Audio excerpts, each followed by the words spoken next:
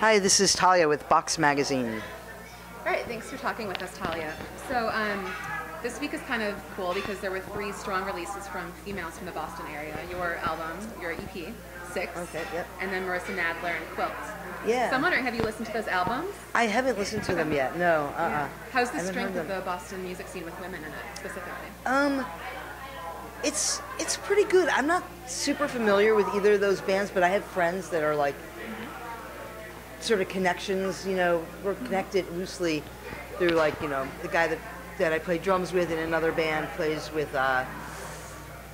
with Quilt for a while, and Marissa Nadler played with some friends of mine, but I think at least Marissa doesn't play out a lot around Boston, and Yeah, I think she might just be there from originally, but yeah, and I in feel New like York now. Quilt maybe Yeah. might possibly. Yeah. I'm not sure. I shouldn't say, but I haven't seen Quilt around too Yeah. much recently. Well, it's a good But- week at least for release. But yeah, it's like yeah. Yeah, so to that point, I know that you had quite a few years where you took a break in between recording your own material, and now you seem to be prolific again, having released your full length last year and with the EP this year. Yeah. So what sort of spurred you creatively again to get started? I think kind of it's a little bit hard to say. I mean, the songs, I think the Via recording came about sort of, I was just sort of in that sort of like lull period, and I'd been writing a lot, kind of, but in the rehearsal space and not really doing much with it, not really finishing songs. And then this drummer, I had this great drummer, Dave Bryson, and it was just kind of enjoying playing with him and stuff. And then all of a sudden, one day he announced that he was moving to Buenos Aires in like 4 weeks.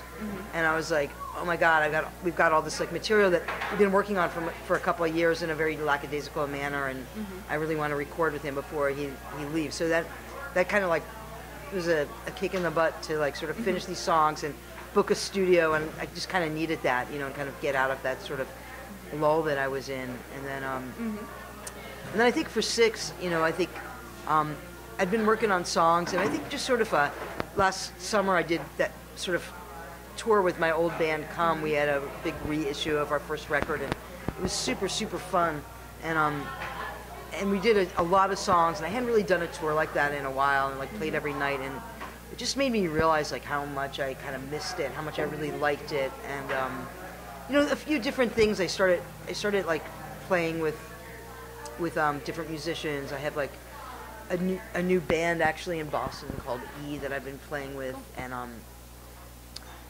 I was kind of in a rut, and I just decided to play with as many different people as possible and do as much as possible, and I just kind of needed that. So it seems to have kind of worked, like.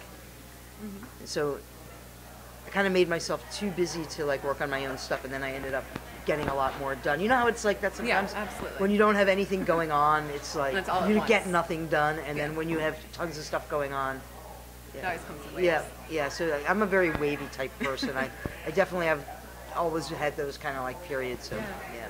Well, speaking of, 'cause since you brought it up, you guys did reunite last year for the 20th anniversary of 11/11. So people are really excited about that, of course. Is there any chance that you guys might record again as Come? I mean, I could never say never, to quote Romeo Boyd. But there is definitely no plans to. I mean, I think it's really unlikely. We had talked about it, and everyone seemed kind of like, yeah, that's impossible, But I think at the same time, all of us were kind of like, wow, it'd be great. You know what I mean? Yeah. So I doubt it. I really doubt it. And there's definitely no plans in the work. And we all live in different parts of the country, and everyone's busy with, pretty involved in their own stuff, whether it's music or whether it's Sean's like has a big career in the film world, working on films constantly, which is pretty consuming as a lighting, as a grip. So that's pretty consuming. And Arthur's in Atlanta and doing different stuff. So yeah, we're pretty spread out, like Seattle, Boston, New York, and Atlanta.